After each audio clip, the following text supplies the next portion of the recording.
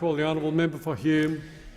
Thank you, Deputy Speaker. Deputy Speaker, I was absolutely delighted to hear the member for Sydney refer to that great woman, Margaret Thatcher.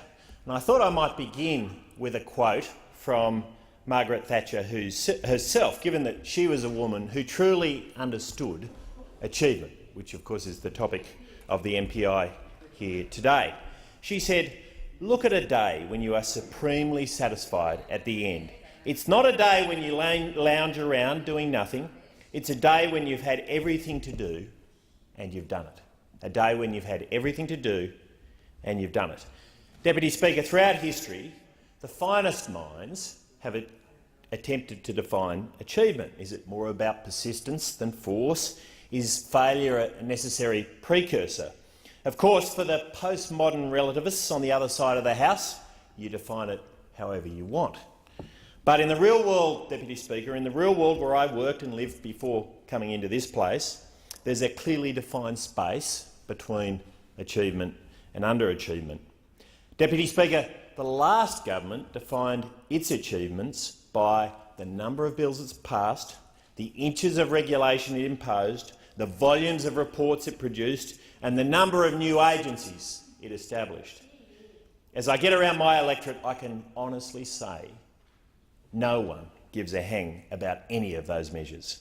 The only exception I see is the small number of noisy rent seekers whose wallets were lined by the ALP's incessant waste on pork barrelling rorts, like the RDA fund overseen by the member for Ballarat.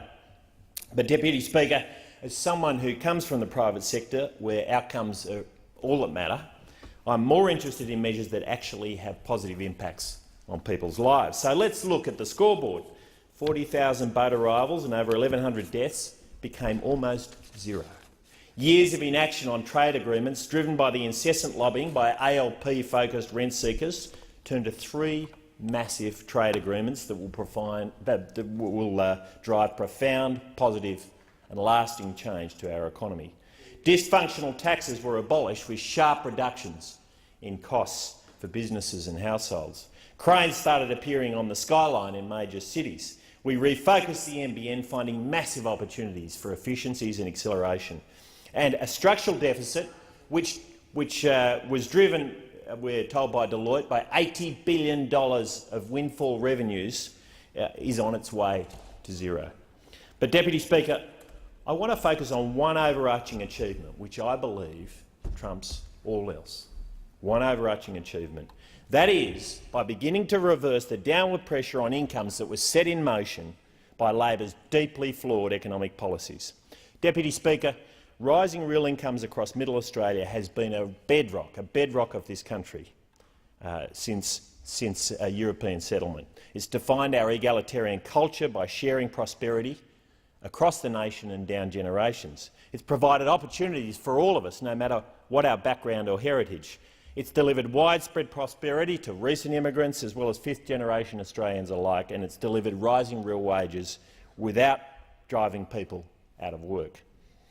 But, Deputy Speaker, Labor put this at risk. We saw productivity collapse. We lost our focus on doing things smarter across everything we do because Labor told their friends they could do and they could have whatever they wanted, and they gave their mates what they wanted. Nowhere was this worse than in the public sector, where Labor for many years stifled innovation in the interests of its increasingly powerful public sector union officials. Most economists will tell you, Deputy Speaker, that the greatest opportunity for doing things smarter in Australia is in the public sector, but Labor's new left-wing power base was never going to take any notice of that. Unprecedented commodities and prices and currency levels, which, as I said, Deloitte tells us delivered an $80 billion windfall, were wasted on frivolous, sometimes deadly government programs. In contrast, Deputy Speaker, the coalition is laying the foundation for a new era of rising incomes and prosperity. We're doing this by asking ourselves how to do things better, by pushing every dollar of government spending harder in health, in education, in welfare, in infrastructure, while still continuing to prudently increase our spending in these areas, by not conceding to the siren call of rent seekers that the ALP listened to, delivering greater prosperity, opportunity and choice for generation after generation of Australians is a noble calling and one the coalition is up to.